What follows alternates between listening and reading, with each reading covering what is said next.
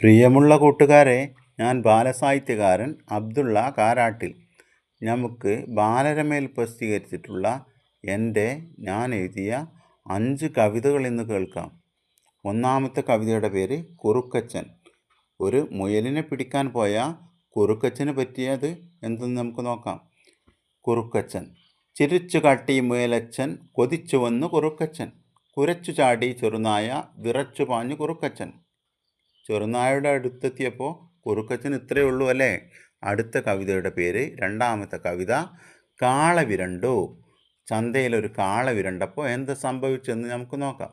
പാളയം ചന്തയിൽ കാള വിരണ്ടു, ചേനയും മത്തനും തട്ടിമറിച്ചു. കാളക്ക് കയറിട്ട് കേളു നടന്നു, ചേനയും മത്തനും ചാക്കിലും വെച്ചു. കേളുചേട്ടനുള്ളത് കൊണ്ട് ചന്തയിൽ വലിയ പ്രശ്നങ്ങളൊന്നുമില്ലാതെ, ചേനയും മത്തനൊക്കെ ചാക്കിൽ വെച്ച് വലിയ കുഴപ്പമൊന്നുമില്ലാതെ അവിടെ ശാന്തമായൊരു അന്തരീക്ഷം സൃഷ്ടിച്ചു അല്ലേ. അടുത്ത കവിതയുടെ പേര് ഓണത്തല്ല്. ഓണത്തിന് നമ്മുടെ നാണുച്ചേട്ടൻ ചെറിയൊരു പണിയൊപ്പിച്ചു. അതൊന്ന് നമുക്ക് നോക്കാം. ഓണത്തപ്പനെ വരവേൽക്കാൻ നാണുച്ചേട്ടൻ പാഞ്ഞെത്തി.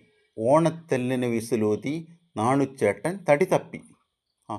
നാണുച്ചേട്ടൻ വല്ല തടി തപ്പിപ്പോയല്ലോ. അതായിരുന്നു അദ്ദേഹത്തിൻ്റെ പണി. അടുത്ത കവിതയുടെ പേര് പങ്കനും തങ്കനും. പങ്കനും തങ്കനും. പങ്കനും തങ്കനും തല്ലുകൂടിയതായിരുന്നു. എന്താ സംഭവിച്ചതെന്ന് നമുക്ക് നോക്കാം.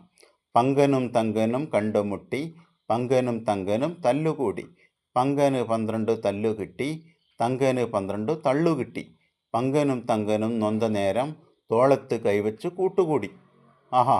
അവർ രണ്ടുപേരും കൂട്ടുകാരായി മാറി. അപ്പോൾ ആ 4 കവിതകൾ നമ്മൾ കേട്ടു.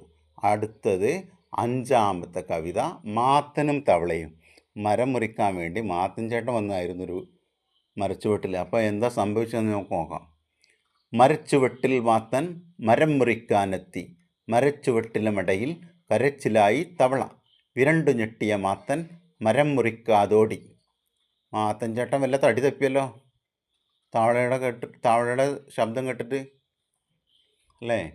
ഈ 5 കവിതകളും നിങ്ങൾക്ക് ഇഷ്ടമായി എന്ന് കരുതുന്നു. ഏതായാലും